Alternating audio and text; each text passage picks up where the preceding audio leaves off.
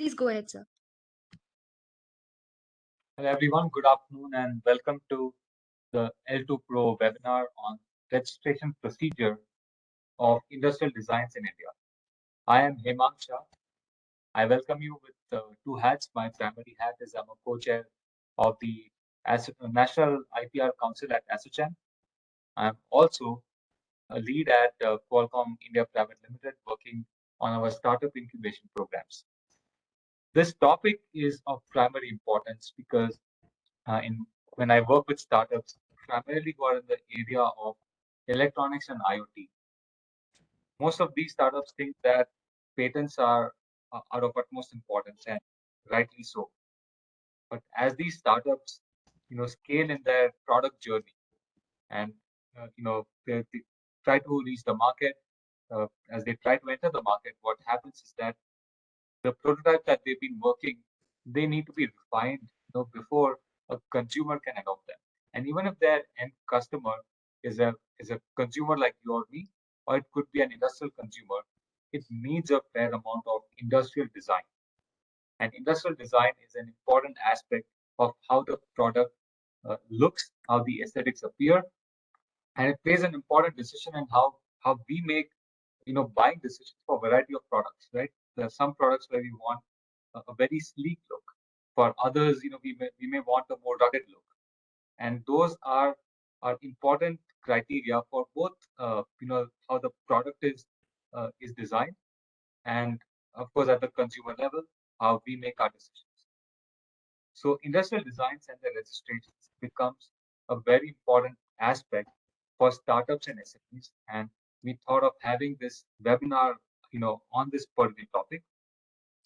Now, before we dive into, the details of the speaker and all that, I just thought of highlighting a few things on L2 Pro. So, if you allow me to share my screen with you, L2 Pro stands for Learn to Protect, Secure, and Maximize Your Innovations. Uh, Keith, if you can allow me to share my screen, please. Yes, sir, you can try sharing it now. Sure. Okay. Now, as we were working with startups over a number of years, we realized that the IP awareness of startups varied all across the place. There were some startup founders who had prior experience, who had know-how of intellectual property, and their companies were good to go. Now, on the other side, there were a number of folks who were just not aware of what IPR is. And even if they were, they just thought that hey, it's a very legal topic, very academic topic. So we approached DPIIT, specifically CPAM, share these observations with them. And alongside with NLU Delhi, a program called L2 Pro was seeded, and you can see in the core team that developed this program. Now, L2 Pro aims to increase IPR awareness and better understanding of intellectual property across understanding how you can protect your innovations with patents, copyrights, trademarks, industrial design, and so on. Importantly, you will know as an innovator how you can bring your innovations quickly to market. The course is designed across three different levels. I believe everyone, regardless of what your role is, should go through the basic level because that covers the IP fundamentals. And then as you dig deeper, there are, I would say, the intermediate level of topics, which is what goes on behind the scenes as you start developing IP portfolios, which is how does IP filing work? How do IP searches work? How does freedom to operate work and so on? What are territorial considerations? And as a company, how you should approach agreements and contracts both within the company with your employees and outside. And finally, the advanced level speaks about the detailed versions of the topic, which is how we can get access to funding and venture capital, how standard setting organizations work, and the nature of IPR sometimes involves disputes. So how you should approach this topic. Now, at the end of every level, there is a course assessment. And this course assessment is based on case studies. So the goal is again to make a startup founder think that, hey, if I were in this situation, what would I do? So it's not just to make you an academic practitioner or a legal practitioner, although it can help you if that is your goal. But the goal is for the everyday person who's not going to be, let's say, drafting patents, to think of, okay, here is when I need to be more cognizant about IPR. This is when I make the contact to my IP person, whether it's an agent or whether it's a firm. Now, because it's meant for startups, the material is presented in an engaging manner and easy to look up format. You'll see pop-up quizzes, you'll see resource materials. Every lesson, there are total 11 lessons, has an intro video and a summary video, both of 2 minutes of duration. So in my opinion, if you go through roughly 5 minutes per lesson, you will get to know in less than 1 hour more than 60 to 70% of the course. And the final topics, you can dig through the slides. You can access the course through our website and through the app links. And I see my colleague Anirban has been sharing these in the chat box. So whatever your preferred device is, you can use L2 Pro. A great benefit is that at the end of every assessment, if you pass it successfully, you will get a certificate which will be generated for you. And this certificate is brought to you by TPIIT, CPAM, NLU Delhi, and Qualcomm. Now, I won't get this video, but you can go through the course at your own record. So far, L2 Pro has been used by more than 4,600 learners. We'd be very happy if you can register on that today itself and get started on your IPR journey. It is completely free to use. There is no charges whatsoever required. Now, having said that, let's get started on today's topic. And our esteemed speaker for the day is Mr. Durga Das Bhatla. He is a partner at BJS Legal. Mr. Durga is a registered patent agent. He holds a degree in the Bachelor's of Law from University of Delhi and also holds a Master of Sciences in Biotechnology. He has an experience of over 18 years in the legal and the IP law field. And his expertise includes driving legal functions of companies as a part of the corporate leadership team, developing IP and legal strategies, advising on key legal issues. He has exposure in high-value local and cross-border deals, including global contracts across a variety of areas, including M&As, collaborations, joint ventures, lease and license agreements. Of course, he's an expert in IP laws, including patents, trademarks, including opposition litigation, freedom to operate IPR filing, and more. And he is overseeing the legal functions pertaining to litigations, legal advice, and compliance, handling disputes, with ease. So, Mr. Durga, thank you so much for joining us today and for agreeing to share your insights on this topic. It's a real pleasure, Hemang, Anirban, and the entire SOCAM team. Thank you for having me here. It is always nice to participate in activities wherein you can share some kind of information to participants who are actually interested in learning the field. It is my pleasure, and thank you again for having me here. So what I'll do, Hemang and team, is that I'll start off with sharing the presentation that we have. So Kirti, can I go ahead with the sharing? Yes, sir. Please go ahead. Right.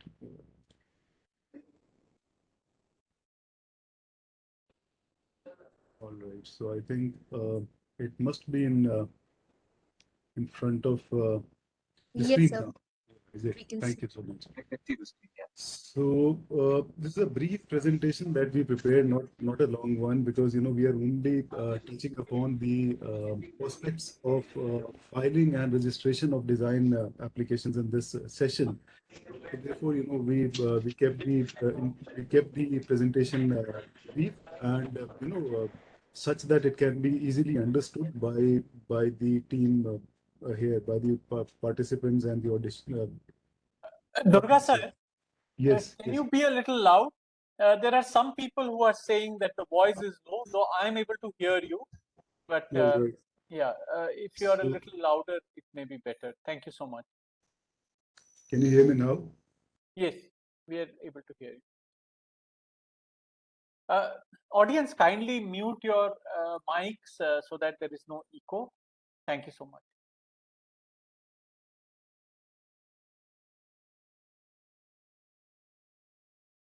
I think your speaker on mute, Mr. Durga.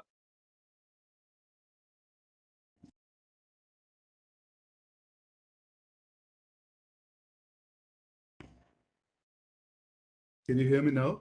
Yes, Yeah. yes. All right. So we'll start off with the presentation without further ado. Today we'll be touching the topic of industrial design, how we go about filing industrial designs and registrations of the same. What are the timelines involved? What are the formalities involved, so on and so forth. And at the end of the session, I'll be happy to take inquiries from the audience, and happy to answer any questions, any specific questions that they may have. So industrial designs, basically, as we're aware, they refer to ornamental or aesthetic aspects of the product. So, for example, the shape of a Coca-Cola bottle, the shape of a Bisleri water bottle, the shape of the unique shape of a BlackBerry device, which can easily fit in the palm of the user, uh, the shapes of the other containers, so on and so forth. So something which is appealing to the eye, something which is catching the eye and which is bringing the attention to itself is registrable under the Design Act. So why protect an industrial design? What is the need of protecting it? Well, to create a difference. Look, in order to differentiate your product, you have to be different in the market. You have to show the average customer that look, you are bringing something new to the table. And in order to do that, designs basically is the starting element. It is something which immediately catches the attention of the customers, and therefore creating a novel design always helps in creating a difference. Then it helps in adding value to the product. If you're talking about a simple product, for example, a toothbrush which we have in front of us, a basic design would only fetch so much of amount in the market. But if you make it different, if you make it something which is catching to the eye, something which is appealing to the masses, then obviously you can raise the prices and the customers will be happy to pay, because they're also looking for something which is unique, which has got some amount of intellectual property going behind it. And therefore, the second reason for protection of industrial design is, you can add value to the products.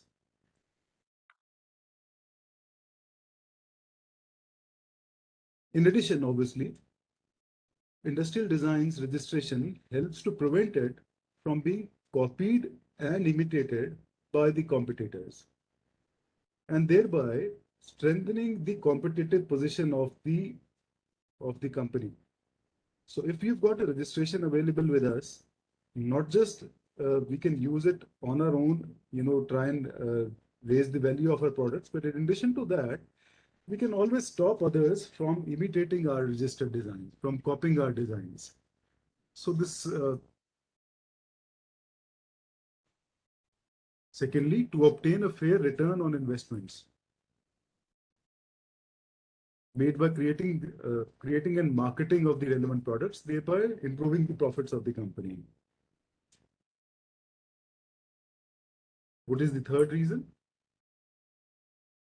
I think we are having a lag somewhere in the, yeah. So industrial designs are business assets. Obviously, these are intellectual properties. These are assets of the companies that can increase the commercial value of the company and its products. The more successful a design, the higher its value to the company. Then, a protected design may also be licensed or sold to others for a fee. So this again is an additional advantage. For example, if you have a registered design available with you, you don't want to use it yourself, fair enough. Think about the option of licensing it out. Think about the option of assigning it out, selling it out to somebody who might be interested in, obtaining that kind of monopoly for that unique design that you have. So you open new avenues. You by way of licensing, by way of assignment, by way of selling of your intellectual property, you open new avenues for the company. So registration again is important. Therefore, to brief it all, the industrial designs help in attracting customers, retaining customers, and the generation of goodwill to the company.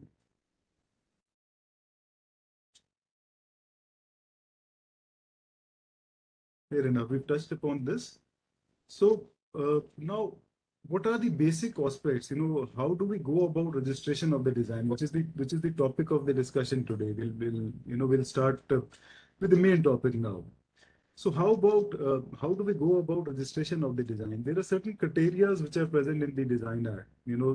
In order for the design to be registrable, it has to fulfill certain conditions, certain criteria. The first one of them being that it has to be novel and original design. The conditions are governed by the Designs Act and the Designs Rules. Obviously, the international arrangement for protection of industrial designs is the Hague Arrangement, Hague Agreement. Now, what does Section 2D of the Design Act says? It defines design. It says designs means only the features of shape, configuration, pattern, ornament, or composition of lines or colors applied to any article, whether in 2 dimensions or 3-dimensional, or in both forms, by any industrial process or means, whether manual, mechanical, or chemical, separate or combined. So the essential part is, it says that, designs are features of shape, configuration, pattern, ornament, or composition of lines and colors. And the second important aspect is that they should be capable of being put together by way of an industrial process. That is how the definition of industrial designs comes into picture. Then the later part of the section says that obviously trademarks, something which is liable to be protected under other acts, for example, trademark or copyright, they are not registrable under the Designs Act. In order to avoid that conflict between these, between the different acts of the passed by the Parliament. Now, what are the conditions for design registration? Number one, it has to be new or original. Number two, it should not be previously published in any country. Number three, as we mentioned earlier, it should be reproducible by industrial means.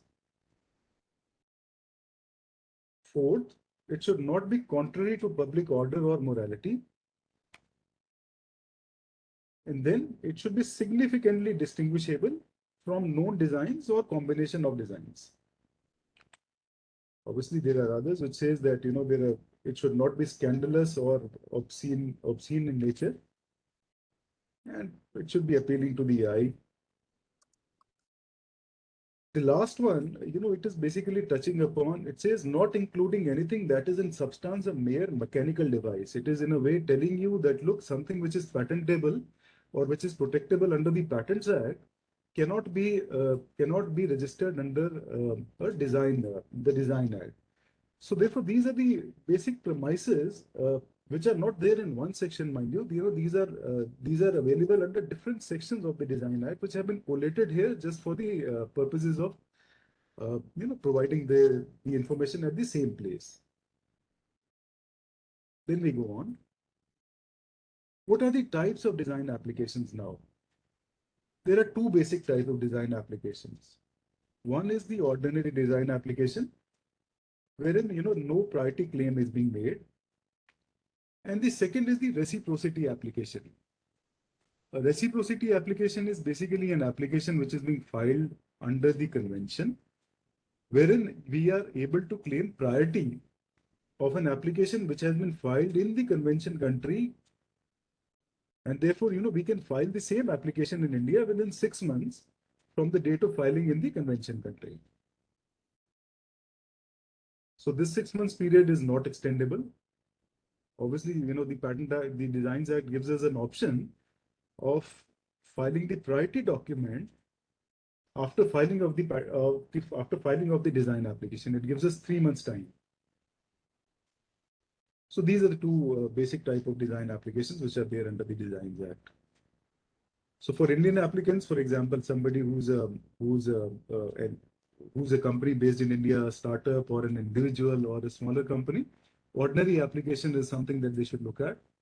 For somebody who's a foreign applicant, they may have filed a design application somewhere outside of India, maybe in Germany, maybe in Japan, maybe in US. They can enter India with the same application in a period of 6 months from the date of filing of the foreign application, claiming the date of priority as the date on which the first application was filed. Now, India follows Locarno classification in respect of the goods for which the design registration is being sought. It is basically a classification system. Look, whenever we file a design application, we are required to classify the product and choose the correct class for filing of the design application. So that classification is Locarno classification. This is an international classification which is followed by the Indian Designs Office as well. So the Locarno classification, LOC, established by the Locarno Agreement 1968, is an international classification used for the purposes of registration of industrial designs. It contains 32 classes and 219 subclasses and an alphabetical list of about 7,157 codes. Now the filing procedures. How do we go about filing of design applications in India? Number one, where to apply? The application for registration of the design has to be addressed to the Controller of Designs, the Patent Office, Kolkata. So you may file the design application. There are four different design offices available to us. One is the Delhi office, one is the Calcutta office, one is the Mumbai office, and the last is the Chennai office. So the design applications can be filed at any of these offices. But whenever we file the design application in these offices forward these applications, the design applications, to the Kolkata Trademark Office, because Kolkata Trademark and Design Office is the head office wherein the registration of designs are taken care of. Who may apply? No, for example, just to touch upon the last point again, for example, if you are a company based in Chennai, for example, or Delhi, for example, you may file your design application at the Delhi Designs Office. There's nothing stopping you. But what I mean to say in the first paragraph is that whenever you file the design application at the Delhi Designs Office, the Delhi Design Office will forward it to the Kolkata Designs Office.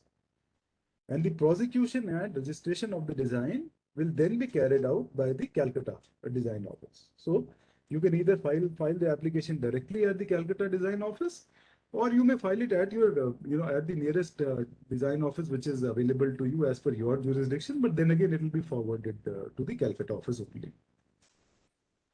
Now, who may apply? The design application can be filed by any person claiming to be the proprietor of any new or original design. Obviously, the proprietor may be anybody from India, or it can be anybody from the convention country. In anybody, I mean individual, I mean startup. I also mean the companies which do not fall under the definition of startup, which are bigger companies. Modes, how do we file the design applications? The design applications can be filed both online as well as offline. We'll touch upon e-filing of design applications now, just very briefly. So the e-filing portal is available at the IP India website. All we need to do is that we need to click on the e-filing services of designs, the tab which you can see which is marked red on the left hand side, top and corner. Once you log in, after you put in your credentials and everything, you'll be required to select the form. The relevant form for filing the design applications is Form 1. You kindly select Form 1. Once you've done that, you'll be required to select the correct class of the products which are being sought for registration, for design registrations. So then you'll have to, there's a major class and then there's a minor class. In the major class, you will have to select which is the major head under which the product is falling. For example, for demonstration purposes, we have selected furnishing for your reference. In the next column, you will be required to select the minor class, which is the IDC subclass. So once you open furnishing, the minor heads will open for the same class. For example, if I am opening furnishing, the subheads are beds and seats, tables or similar furniture, storage furniture, mirrors and frames, cloth hangers, so on and so forth. So for reference purposes, we've selected carpets, mats, and rugs for a reference. Once you've selected that, the form will next ask you to select the type of applicant. Who are you? Are you a natural person? I mean the applicant. Are you a natural person? Are you a small entity? Or are you a larger company other than natural person? So you can select whichever head you want to. The official fees for filing of a design application for startups and natural persons is subsidized.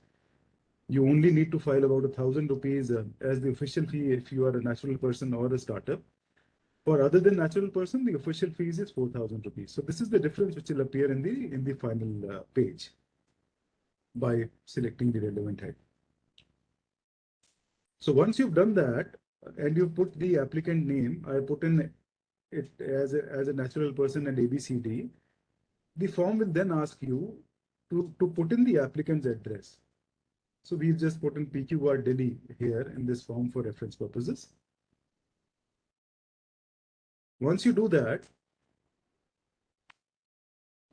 it will take you to the next part, which is tell us the state of the applicant. In state, I am putting in Delhi. Then it will say, please tell us the applicant's country. We'll select India here. And then it will say, all right, what is the name of the article now? So you must have thought about something, for example, it can be bottle, it can be table, it can be curtain, it can be whatever you have in mind. What is the name of the product that you have in mind? So put the name of the product here, name of the article here.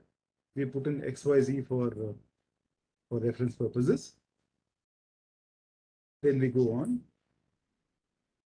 In the next slide, it will ask us what is the address of service. So for example, if a lawyer, if an attorney is filing the application on behalf of a client, then the address of service has to go in here. So we'll include our details here, for example, if we are filing on behalf of the clients. So finally, the computed fee appears on its own. It says 1,000 rupees. As I mentioned earlier, this being a natural person application, 1,000 rupees fees, comes in on its own.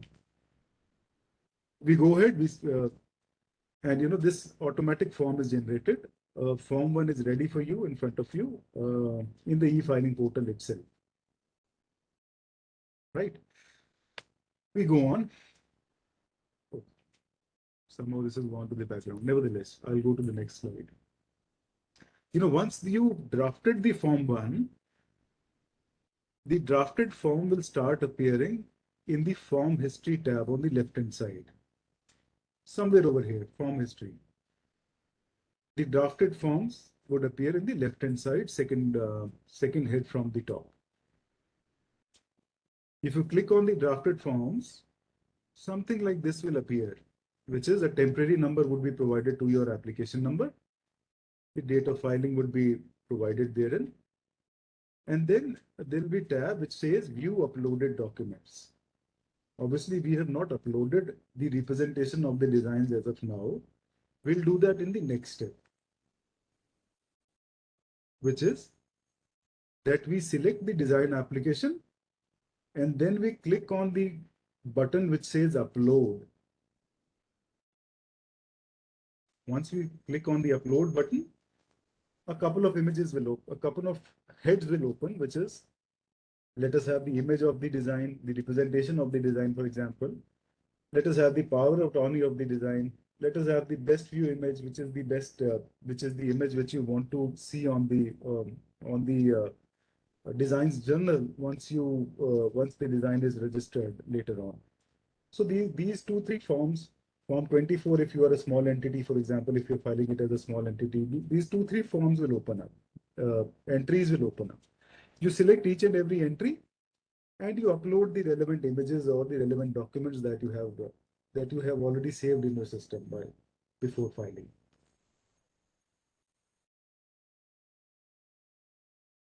Once this is done, the entries will start appearing on the bottom just like this. Temporary number so and so, the best view image has been uploaded. Temporary number so and so, the power of attorney has been uploaded. And finally, temporary number so and so, the representation sheets, which is a mandatory requirement, has been uploaded. We go on. I think this once this is done, the drafted forms appear something like this on the e-filing portal. All you're required to do now is select it and file it. Pay the requisite fee by way of net banking or by way of whatever payment mode is suitable to you, and go ahead with filing of the design application. This is the final form which appears on the portal. So once the design application is filed, then the next step comes in. What are how I've just seen a question on the top which said, what do we have to write on the representation sheets? Look, the representation sheets have to contain certain declarations, if I may say so, about the design. For example, you have to say that this is a novel design. Where does the novelty of the product reside? You have to mention it. For example, if it is a bottle, then if the novelty of the bottle is in the shape, then you have to say that the novelty resides in the shape of the product. If I say that, if you are, for example, filing a design application for a curtain, then the pattern of the lines which are going in the curtain is the novel part. Then the declaration would be that the novelty resides in the lines and configurations, for example. So I'll take up the questions in the end, because otherwise we'll tend to skip the flow. So examination and timelines is the next thing. Once the design application is filed, what has to be done is that the original, remember, once one thing is not perhaps provided here, I like to point out that once the design application is filed online, the original documents, please keep in mind, the original documents have to be dispatched to the Calcutta Designs Office, a mandatory thing. All right. So the original power of attorney, the original representation sheets, the original Form 1, all these three documents have to be dispatched to the Designs Office, Calcutta. Because if you're not doing that, then it will certainly come as an objection in the first examination report. Then you will have to comply with it at a later stage. So it is always advisable that you complete this formality while filing the design application itself, so that the number of objections in the examination report are limited. All right. So once the design application is filed, the next step comes in, which is examination of the design application and the timelines involved. So now, how does the examination work? The application for registration of a design is referred by the controller of designs to an examiner of designs for conducting due examination. Once you file the design application, the controller of design says, all right, Mr. So-and-so, examiner of design, kindly take this application forward for examination.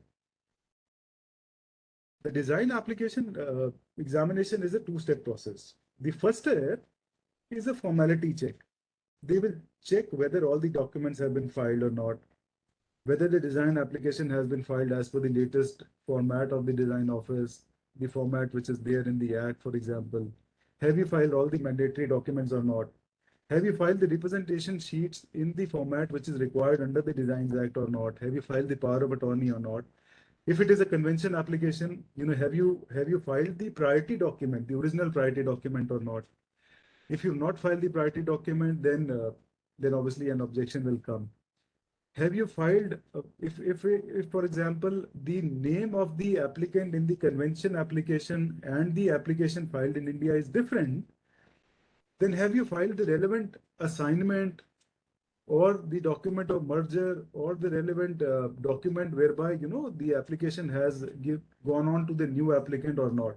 So these are all the formalities which are checked by the design office in the first stage, which is called a formality check.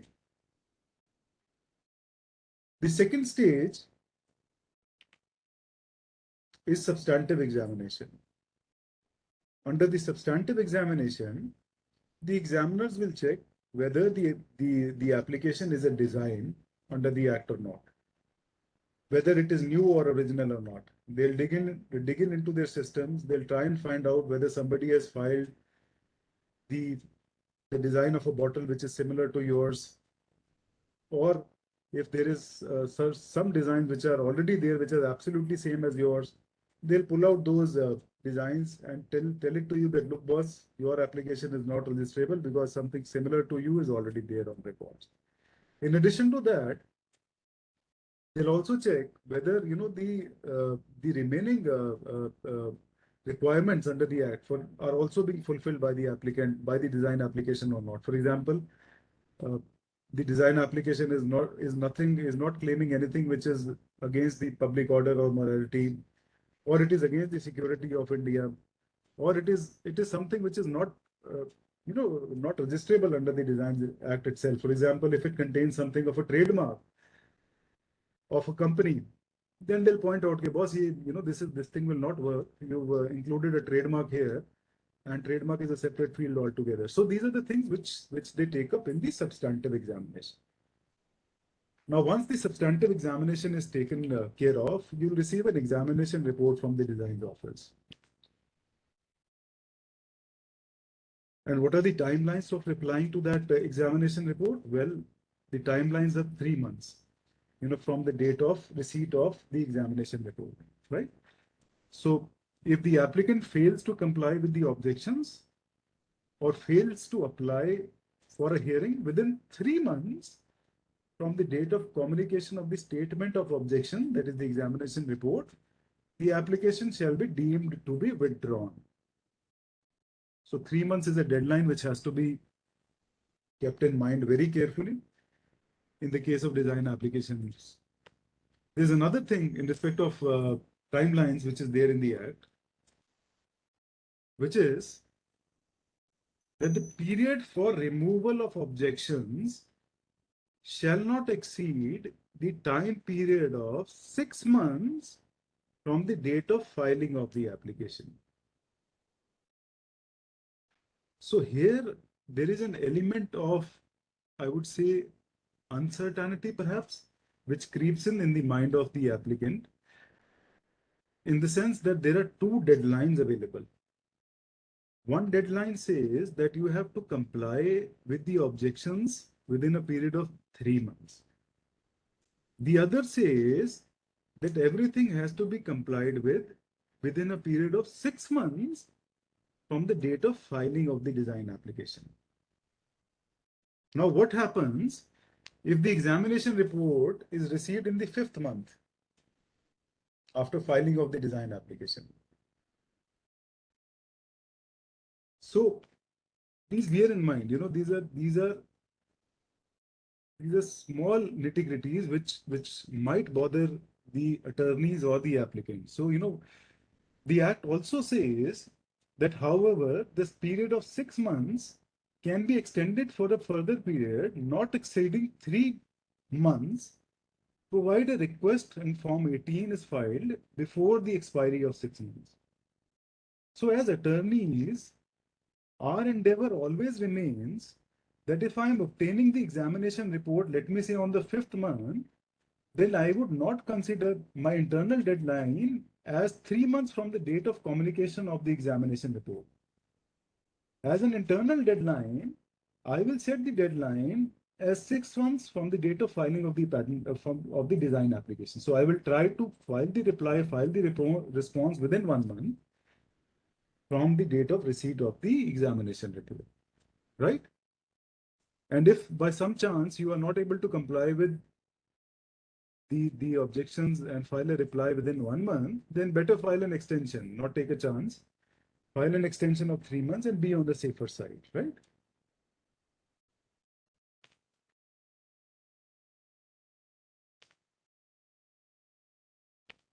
All right. So if the applicant complies with all the requirements laid down under the acts and rules, communicated in the form of statement of objections, the application shall be registered forthwith. So once it is registered, once an application is registered, it will be published by the patent in the Patent Office Journal, right? Ordinarily within 1 month. The registration number is generally this. In fact, it is the same as the application number only. The date of registration of an ordinary application is the date of filing of the application, right? And for reciprocity applications, the date of registration shall be the date of filing in the convention country. Whichsoever country you filed earlier, whatever is the date of that application, that will be the date of registration of the design application. So to give you a flow chart, how do things work here? Application is made by the proprietor of a new design to the controller, indicating the class of goods and the articles in the same class. The next step, examination for registrability is carried out by the designs office. As the next step, if there are any objections, if any objections are conveyed to the applicant, if no objections are there, then it proceeds to entry in the design register. So if obviously the objections are there, then we will have to remove it by way of filing of a reply or response. And finally, this will move on to the next stage, which is entry in the design register. And finally, to the issuance of certificate of registration and publication of the application, along with the representation of the article, a brief image of the article in the designs journal. This is a designs versus copyright thing, which says that, copyright shall not subsist under the Copyrights Act in any design which is registered under the Designs Act. The legislation is quite clear to that extent. Whatsoever is registrable, as I mentioned earlier, in other acts should not be filed parallelly. So, if you're filing a trademark application, please don't file a design application. If you're filing a design application, please don't file a trademark or a copyright application or a patent application or something, let there be clarity. If the subject matter of the of the of the invention has to be clear, while filing of the applications. So this is what the Act says. Copyright shall not subsist under the Copyrights Act in any design which is registered under the Designs Act. And then it says that copyright in any design which is capable of being registered but which has not been so registered shall cease as soon as any article to which the design has been applied has been reproduced more than 50 times by an industrial process by the owner of the copyright or with the license or with his license by any other person. So if you are making 50 copies of the product, then both registration will not be possible. Validity. So what is the validity of designs? The proprietor shall have a copyright for a period of 10 years from the date of registration, right? Now this 10 years period is extendable. It can be extended by 5 more years, provided an extension application is filed in a prescribed manner by the registered proprietor. So this is the same thing, which is, so the spelling of extension is incorrect. So an application for extension of copyright shall be filed before expiry of the original period of 10 years, right? This has to be kept in mind. It has to be filed prior to expiry of the original term of 10 years. Then, these are the formalities, how long the design office will take for issuing the extension. Yes, and the extension will, the last point says that the extension will again be published in the journals of patent office. Obviously, to make everybody aware that look, this has been extended for a further 5 years period, right? Restoration of lapsed designs. There's a form available under the Design Acts. If for some reason your design has lapsed, then you can file for restoration of the design under Form 4 along with the prescribed fee of 1,000 rupees. And when copyright in a registered design has ceased to have effect due to non-payment of fees for extension of copyright within the prescribed time, then the application is filed. An application for restoration may be filed within 12 months from the date on which the design ceased to have effect. I'll just quickly move on to the relevant portions now. Cancellation of registered design. Now, this is important. Look, in the case of patents, for example, we have a process called pre-grant oppositions and post-grant oppositions. And then we have, other provisions available whereby anybody can challenge the patent application, the subject matter of a patent application, saying that, look, this is not patentable. Why are you granting patent rights or monopoly rights to this applicant, to this application? Similarly, in trademarks, there is an option available whereby after acceptance of the mark, the trademark is laid open in the trademark journal for a period of 4 months for filing oppositions, right? So similar things are not here in the designs. But what do we have in designs? In design, we have a cancellation proceedings. Now, in the cancellation proceedings, any interested person, please keep in mind, any interested person can file a petition to the controller seeking the cancellation of a registered design at any time. So there is not a 4 months period. There is not a 1 year period available under the Patent Act, for example. Cancellation can be filed at any time under the Designs Act after the registration of the design. So here's a difference between the Trademarks Act, the Patents Act, and the Designs Act. The Trademark Act says I'm giving you 4 months period to file any opposition. The Patent Act says I'm giving you a 1 year period from the grant of the patent under the post-grant opposition proceedings. But the Design Act says I'm even more liberal, boss. You can file cancellation at any time. Now, what are the grounds for cancellation? That the design has been previously registered in India. Somebody has already sought a registration. Why have you registered it again? That it has been published in India or any other country prior to the date of registration. As I mentioned earlier, in the beginning, novelty is an essential part of designs. What is novelty? That it should not have been published anywhere in India or abroad prior to your filing of the design application. So if somebody comes to the controller and says, look, boss, this is a journal of 2015, wherein the same design has been published. Why have you given registration to this design in 2017? Then my design, which is of 2017, is liable to be cancelled, right? That the design is not new or original, or that the design is not registrable under the Act. It contains obscene matters. It contains something which is not in favor of the public morality, something like that, Or it is not a design itself under the Section 2D of the Design Act. As I mentioned earlier, it is a subject matter of copyright. It is a subject matter of trademarks. It is a subject matter of patent for that matter. Why have you filed a design? So these are the grounds available. The broad grounds, please keep in mind.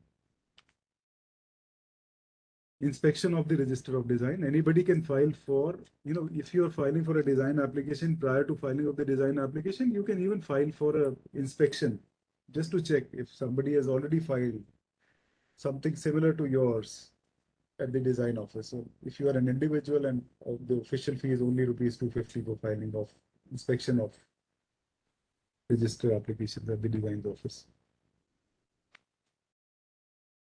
Rectification. This is again an important topic in respect of designs in India. Look, for example, a design is, let us say, licensed out, or let me say sold. And it so happens that the earlier proprietor is not willing to get your name registered as a co-applicant or as a co-owner or as a sole owner for that matter in the design application, in the design registration. Then what are the options available to you? You will file for rectification. And you will say, what are the grounds available under rectification?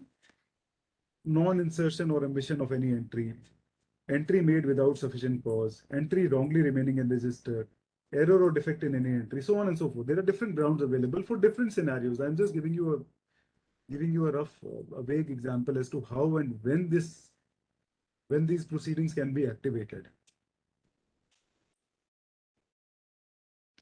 Rectification may be made by way of making impugning or varying any entry. Rectification does not include cancellation of a design. Remember, cancellation is a different proceeding altogether. We discussed it earlier. Rectification is something else. Finally, enforcement. I think this is the last topic. Enforcement of design. A couple of slides remain now. Now, what are the advantages of having a design registration? All right, I spent money. I conducted a design inspection. I found a clean report. I took out pains. I made a design application which is required under the Design Act. I filed for it. I paid the attorney fees. I paid the official fees. It is now registered as well. But somebody is copying it. What do I do? Fair enough. What are the options available to you? So the options is that, all right, it is not there in this slide. I think it is in the next slide. Yes.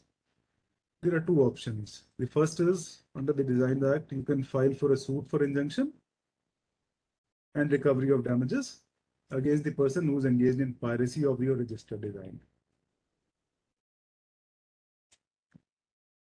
All right, so what is required is that obviously the design registration should be valid. I mean, the design should be registered and it should be valid. It should be renewed, right? Only then you can file for a suit for injunction.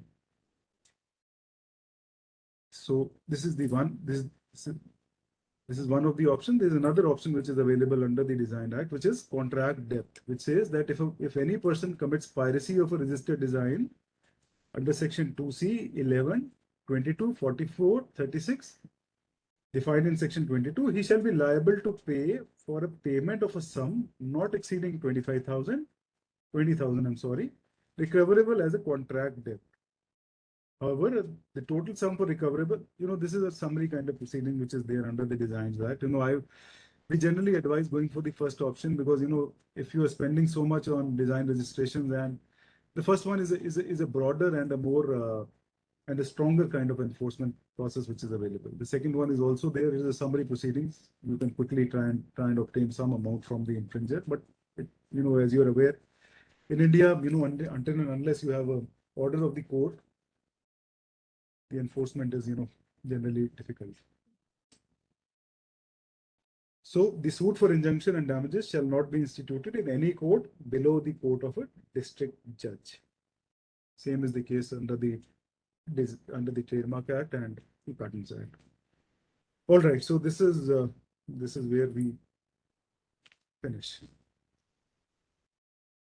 Great presentation, Mr. Durga. People have really enjoyed it, and we have a lot of questions also. Yeah, absolutely agree. I could see a lot of questions popping up in the screen, so I'm sure. Yes. Yeah, great presentation. Sure. So would you prefer us to pull out the questions from the chat box? Do that, I think. Himangji, your voice is breaking. Okay. Is it better now? Yeah. Yes. Yeah. Okay. So I guess the first question came from Abhishek is that why can't these designs be a part of copyright itself? There are two different IP rights, but they have. See, as we mentioned earlier, these are different things, right?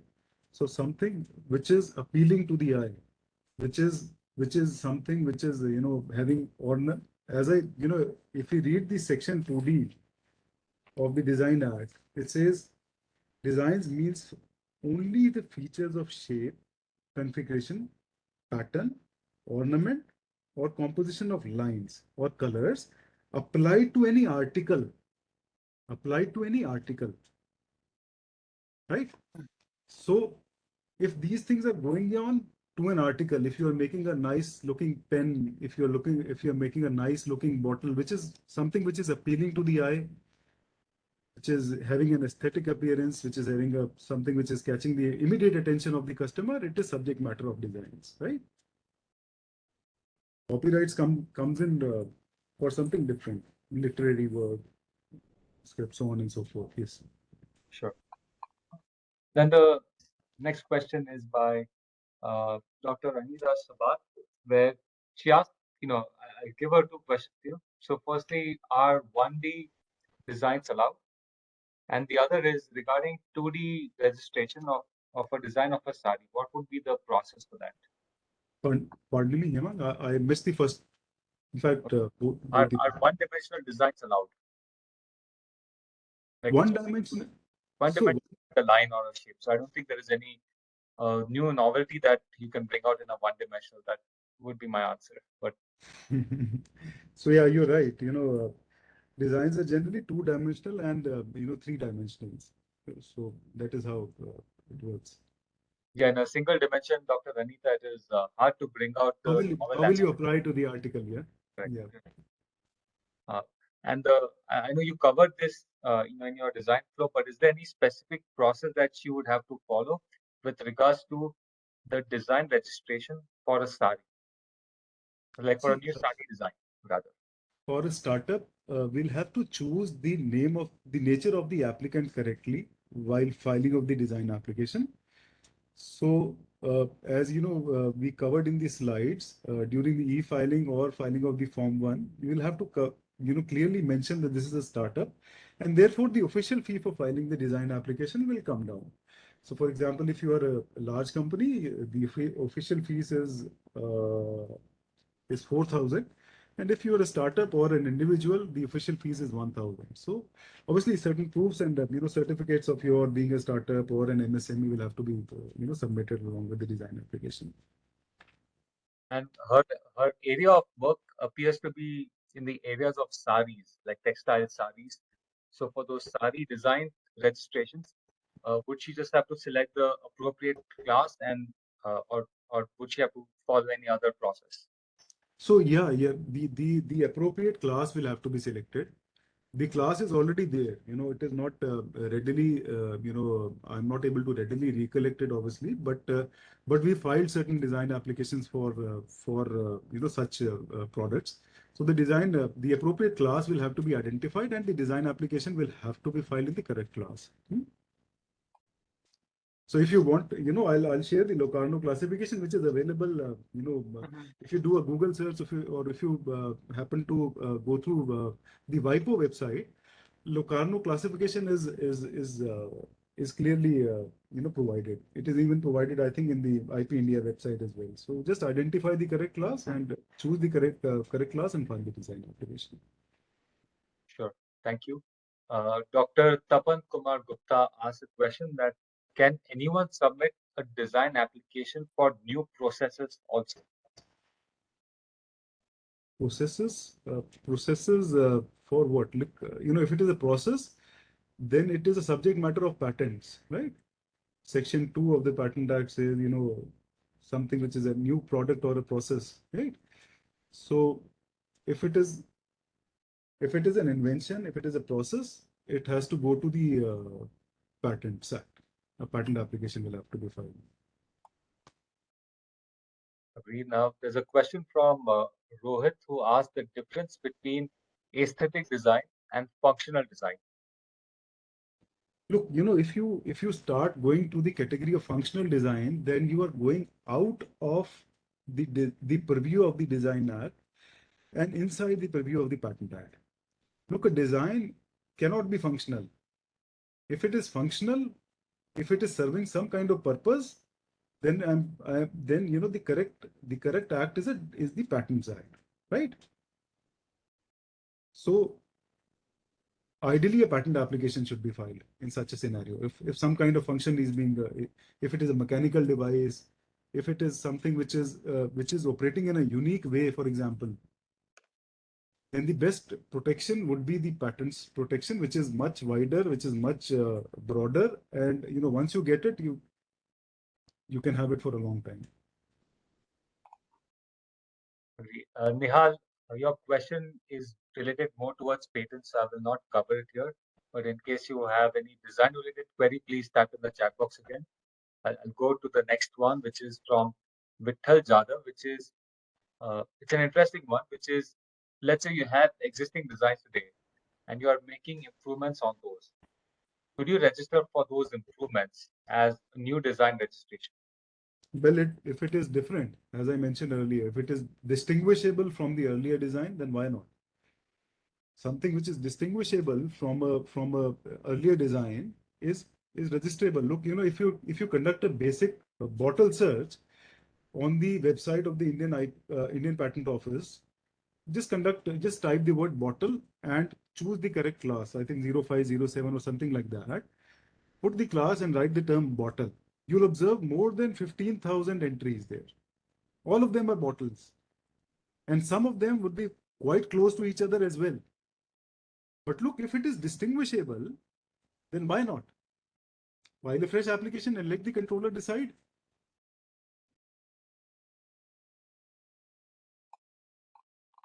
Sure.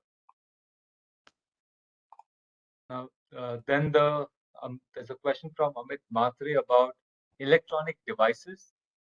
Now, let me discover this question covers a variety of things, but what he's asking is, can an electronic device be registered under the Semiconductor Layout Act for the circuits, and for the aesthetic appearance, could that be covered under industrial designs? Well, as I mentioned earlier, look, you should try and avoid filing for parallel protections. The purpose of having different acts is that, let us choose the correct act. Let us understand what the invention is and choose the correct act under which it has to be filed. If it is a subject matter of a semiconductor, protection, then, let us go there and try and avoid filing of a design application. Having said that, if you feel that, the subject matter would not qualify there and would be more appropriate if we file it as a design application, you can proceed with the design application. But choose one is what I would suggest. We can only comment after reviewing what is the subject matter, but obviously, on a brief, in a smaller platform like smaller time frame like this, it will be difficult for us to understand advice. Sure. Would you have time for one or two questions? I know we are right. We just crossed the mark. Mr. Durga, can you cover one or two questions? I mean, we can, please. Sure. So we'll just take two more. So there's a question from Yogesh about what is the search procedure for designs?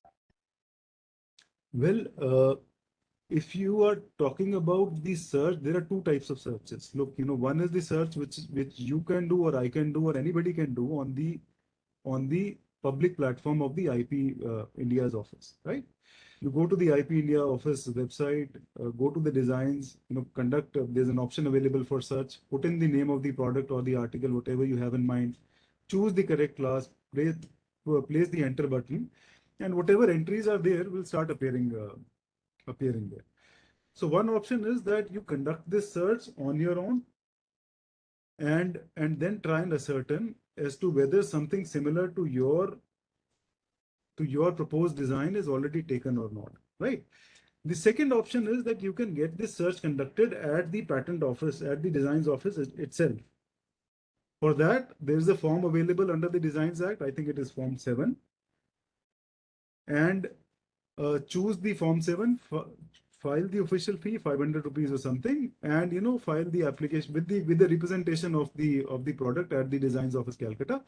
The Designs Office will take about 2 to 3 weeks and then come back with its report saying that either it'll say that, look, no identical citations have been found, or it'll say that, look, similar citations are there, and here is a copy of the citation. So then you can take a call on the basis of that report whether you want to file the design application or not.